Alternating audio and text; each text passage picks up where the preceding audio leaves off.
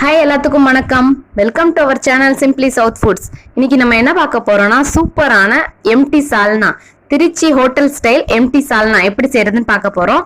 இது வந்து சப்பாத்தி, பூரி, பரோட்டா கூடலாம் ரொம்ப ரொம்ப டேஸ்டா இருக்கும். டக்குன்னு செஞ்சு முடிச்சிடலாம். ஈஸியான ரெசிபி தான். வாங்க எப்படி செய்யறதுன்னு பார்க்கலாம். அதுக்கு முன்னாடி நம்ம சேனலை இன்னும் சப்ஸ்கிரைப் பண்ணலைன்னா கண்டிப்பா சப்ஸ்கிரைப் பண்ணிக்கோங்க. கூடவே பக்கத்துல இருக்க பெல் ஐக்கானையும் பிரஸ் பண்ணிட்டு ஆல் என்ற ஆப்ஷனையும் கிளிக் பண்ணிக்கோங்க. அப்பதான் நம்ம போடுற வீடியோஸ் டெய்லி உங்களுக்கு நோட்டிபிகேஷன்ஸா வரும். இப்ப வாங்க வீடியோக்குள்ள போலாம்.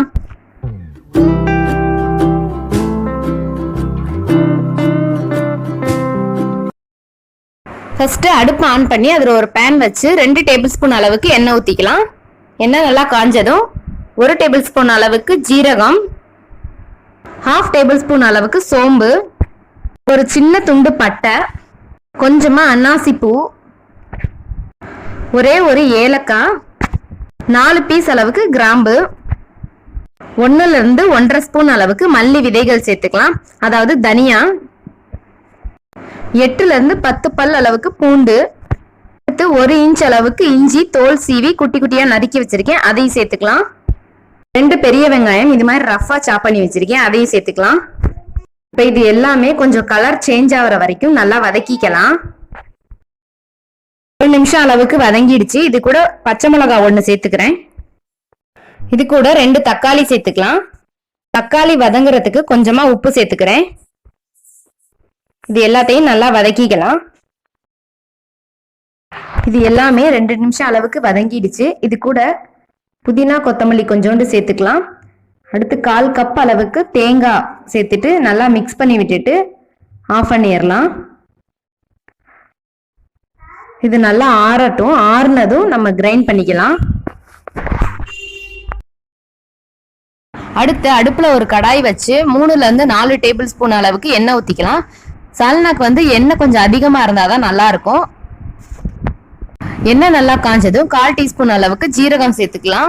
உங்களுக்கு விருப்பப்பட்டா நீங்க சோம்பும் சேர்த்துக்கலாம். எனக்கு அந்த சோம்போட ஃப்ளேவர் பிடிக்காது, அதனால வந்து நான் ஜீரகம் சேர்த்துக்கிறேன். இது கூட ஒரு பெரிய வெங்காயத்தை பொடி பொடியா நறுக்கி வச்சிருக்கேன், அதையும் சேர்த்துக்கலாம். இது கொஞ்சம் நல்லா வதங்கட்டும். வெங்காயம் கலர் மாறிடுச்சு. இது கூட ஒரு கொத்து அளவுக்கு கருவேப்பிலை சேர்த்துக்கலாம். 2 டீஸ்பூன் அளவுக்கு மிளகாய் தூள் சேர்த்துக்கிறேன். உங்களுக்கு காரத்துக்கு தகுந்த மாதிரி சேர்த்துக்கலாம். இதை நல்லா மிக்ஸ் பண்ணி விட்டுக்கலாம். எண்ணெயிலே நம்ம மிளகாத்தூள் சேர்க்கறதுனால வந்து நல்லா கலர் கிடைக்கும்.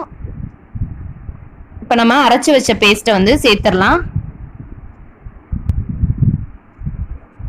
சால்னாக்கு தேவையான அளவுக்கு உப்பு சேர்த்துக்கலாம்.